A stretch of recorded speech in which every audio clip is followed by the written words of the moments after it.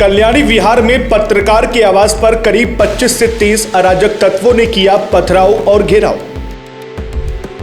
हमलावरों ने जाति सूचक गालियां देते हुए परिवार को जान से मारने की धमकी दी।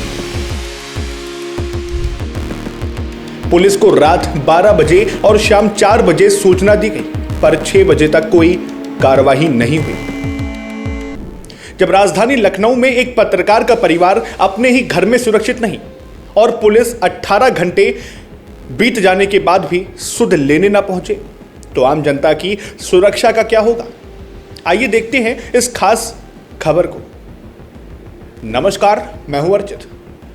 दोस्तों, आज जो खबर है उसमें पीड़ित कोई और नहीं, मैं खुद हूं। जी हां, एक पत्रकार के तौर पर नहीं बल्कि एक पीड़ित के तौर पर वो सच लाया हूं जिसने लखनऊ पुलिस के दावों की पोल खोल दी है।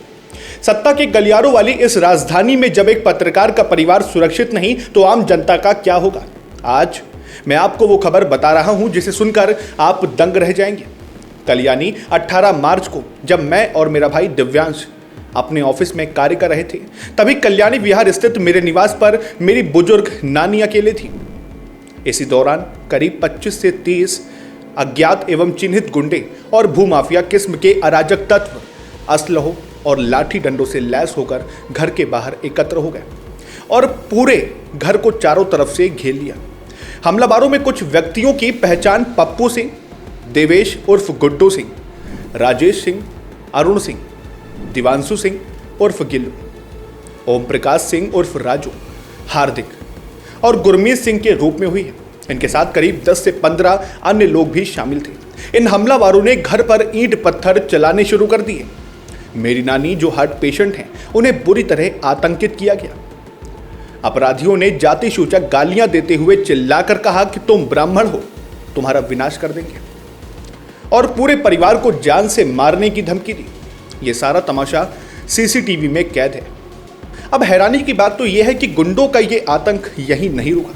पड़ोस में रहने वाली मीरा शर्मा के घर में भी ये अपराधी जबरन घुस गए। आरोप के अनुसार फायरिंग जैसी आवाज भी सुनी गई और उनके पति व पुत्र को बेरहमी से पीटा गया।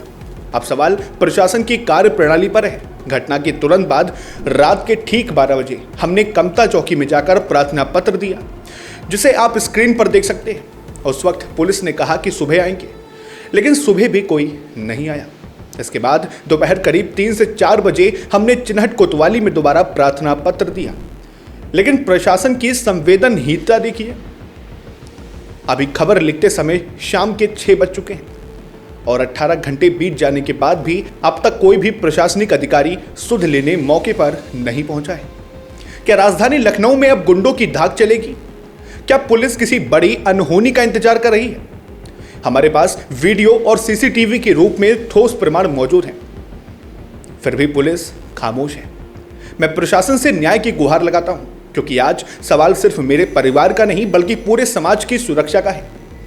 फिलहाल आप पीड़ित हमारी नानी जी और मीरा जी और उनके परिवार का बयान सुनिए कि उस रात उनके साथ क्या कुछ हुआ। नानी जी, जब 25 से 30 लोग अचानक घर के बाहर आए तो आपको कैसा महसूस हो रहा था? मेरा दिल धड़कने लगा, घबराने लगे कि ये क्या हो गया है। सब लोग हमारे घर पर क्यों हमला बोल रहे हैं, चिल्लाने लगे, गाली देने लगे।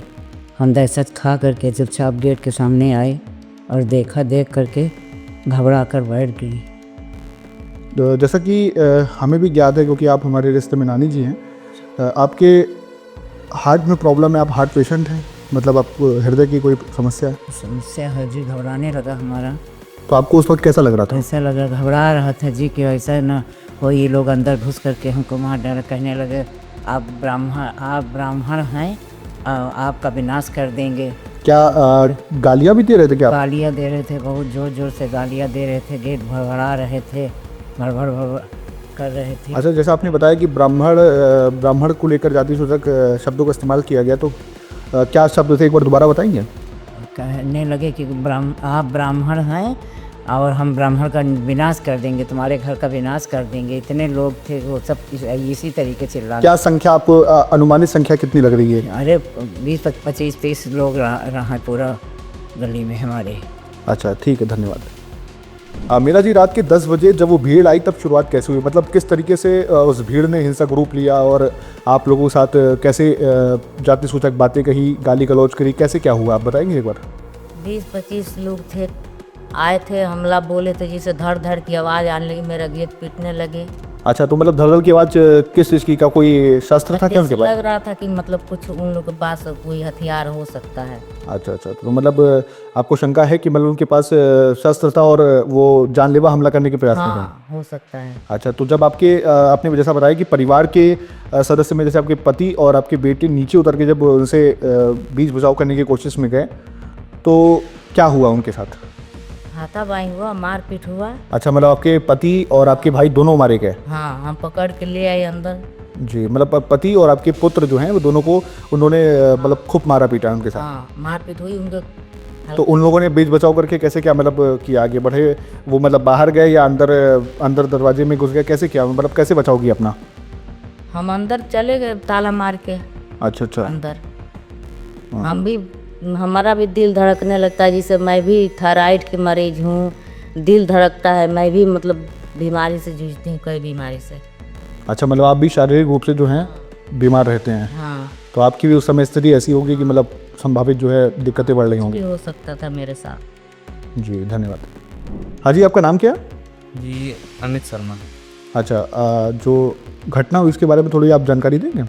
हाँ जी, बिल्कुल देंगे। ये सर कि ऐसा हुआ था कि हम लोग सर अपने घर में व्यवस्थित बैठे हुए थे, खाना पीना खा के हम लोग सब लोग सर लेटने जा रहे थे और लेटने जा ही रहे थे तब तक अचानक बाहर से चिल्लाने की आवाज़ें आने लगी और भाड़ भूड़ की सारी इन सब चीज़ों की आवाज़ें आने लगी और 15, 20, 25 लोग कम से कम भीड़ झुंड बना के मेरे घर के बाहर आके बहुत गाली गलौज किए और घर में घुसने का प्रयास किए कि इन सबको पूरी तरीके से मार पीट के, मतलब एक तरीके से पूरी जानलेवा हमला करने की साजिश थी ये पूरी तरीके। अच्छा, जैसा आपने बताया कि एक आवाज़ आपको सुनाई पड़ी, तो उस आवाज़ से आपको क्या प्रदर्शित हो, मतलब क्या आपको लग रहा है कि वो आवाज़ किस चीज़ की थी?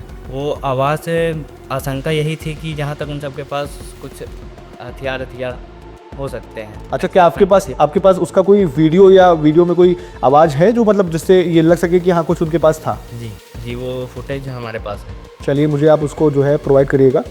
बाकी आपसे जानना चाहेंगे कि आप लोगों ने बचाव कैसे किया? बचाव का एक यही ऑप्शन था वहाँ पे कि वहाँ से सर हम लोगों को दुम दबा के पहली चीज़ तो घर के अंदर भागना पड़ा और गेट जानबूझ के बंद करना पड़ा कि अगर गेट ना बंद होता तो ये सब बहुत भारी तरीके से पड़ जाते हम लोगों के ऊपर।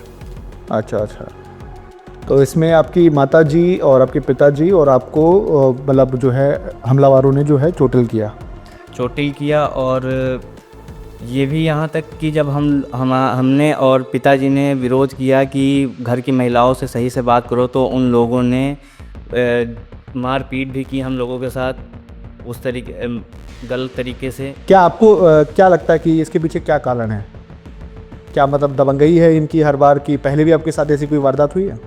एक बार और भी सर हुई थी कि हमारे पिताजी को इन्होंने 4-5 साल पहले बीच चौराहे पे एक बार थप्पड़ मारा था, एक बार और भी ये हो चुका है। अच्छा, और ये सर जो हुआ था ये तीसरी बार की ये वारदात है। क्या आपको ऐसा लगता है कि ये जो परिवार है जो ये वारदात को अंजाम दे रहा है वो पूरी तरीके से अपना रुतबा कायम करने के उस पर चल रहा है क्या? जी, ये पूरी तरीके से अपना रुतबा कायम करने के उस पे चल रहे हैं। जैसे कि इन लोगों ने किया कि मोहल्ले में 2-3 घरों पे हमला करना अचानक से और अच्छा, पहले भी ये कई वारदात ऐसे कर चुके हैं, मतलब इनके मामले जो हैं विचाराधीन होंगे, ऐसा है? चलिए, धन्यवाद।